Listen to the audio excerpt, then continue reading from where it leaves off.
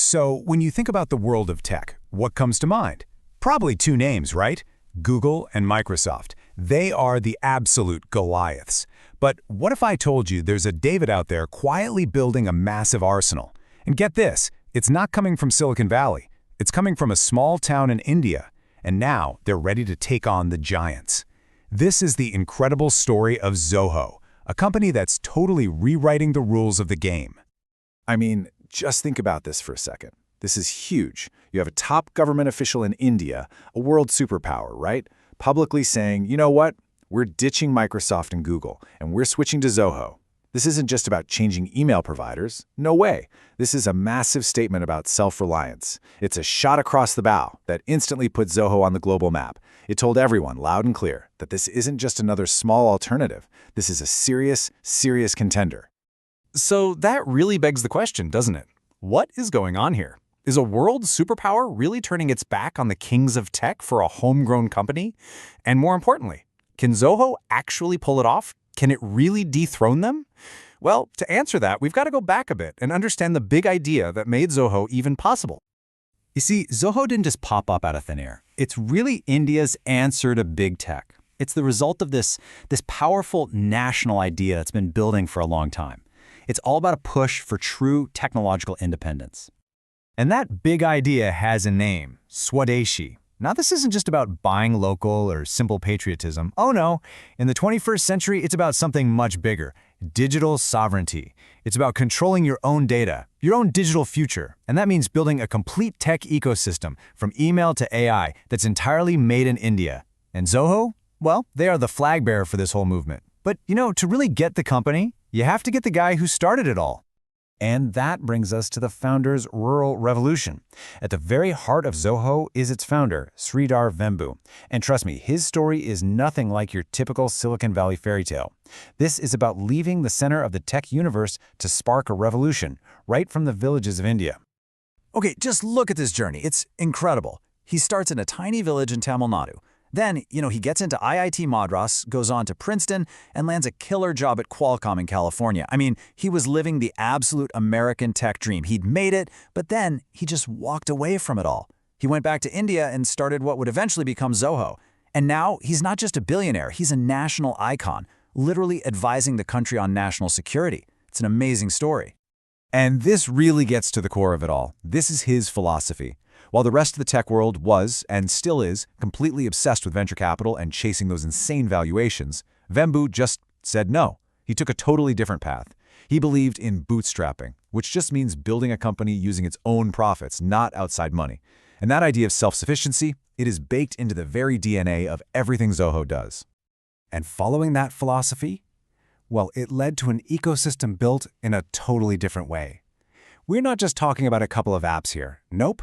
We are talking about an entire, self-contained universe of business software, all built from the ground up. So just how big are we talking? Well, how about this? Over 100 million users, all around the world. That's a staggering number for any company, let alone one that's been flying under the radar for so long. And what are all those people using? Get this, a suite of over 55 different applications. We're talking everything from CRM to email to accounting, you name it. If a business needs it, Zoho has probably built it. But here's the real kicker. In 2023, Zoho's net profit was over 2,800 crore rupees. That's well over $250 million US. Think about that. This is a privately owned, incredibly profitable tech giant. A true unicorn, but one that built itself without any outside cash. So this really lays out what makes them so different, the Zoho way. It's basically a direct challenge to the whole Silicon Valley playbook, right? They're bootstrapped, zero outside investment. They're profitable, focused on sustainable growth, not crazy valuations.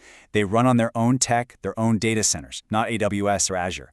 And this one is huge. They're privacy first, no ad-based revenue model. They don't sell your data. And on top of all that, they're socially conscious, empowering rural talent through their Zoho schools. It all ties back to Vembu's vision of that rural revolution. Okay, so we've established they're this massive, bootstrapped, profitable, privacy-first company. But how are they actually disrupting the market? How are they quietly taking on the giants? Well, it all comes down to their value proposition, which is kinda unbeatable. Let's just break this down. With Zoho One, for about $37 a month, you get access to more than 45 apps. Now look at Google and Microsoft. Their starting prices are for just a core suite of tools. And maybe the most important difference is the business model. Google's whole world is built on ad personalization, right? Zoho completely rejects that. Your data stays on their private servers, period. And this chart really drives the point home. If you wanted to get a similar full suite of tools from the big guys, CRM, marketing, finance, all of it, you'd have to stitch together a bunch of different products. And the cost? It would be way, way higher. Zoho's strategy is just so simple and powerful. We're going to give you the entire operating system for your business for one simple flat price. But look, let's be real for a minute. This is not an easy fight. Dethroning the kings is incredibly hard. I mean, Google and Microsoft have decades of research and development behind them. But even more powerful is just habit. Think about it. We all grow up using Gmail and Excel. Getting people to switch from tools they've used their entire lives is a huge challenge. And for a big company, migrating their whole system is a massive, painful process. So Zoho can't just be a little bit better. They have to be like 10 times better to get people to make that jump. So where does that leave us? What does this all mean for the future of tech? Well, Zoho's success is a powerful proof of concept. It proves there's another way to build a massive global tech company, a path that's not about venture capital and growth at all costs, but about profitability, privacy, and true self-reliance. And that really leaves us with the big question, doesn't it? Is Zoho's model the future of tech, or is it a totally unique story that just can't be replicated? Is it a one-off, a perfect storm of a visionary founder and a national movement? Or is it a blueprint, a new model for startups everywhere, proving that you don't need to be in Silicon Valley to build something that can genuinely change the world? The answer to that question might just reshape the entire tech industry as we know it.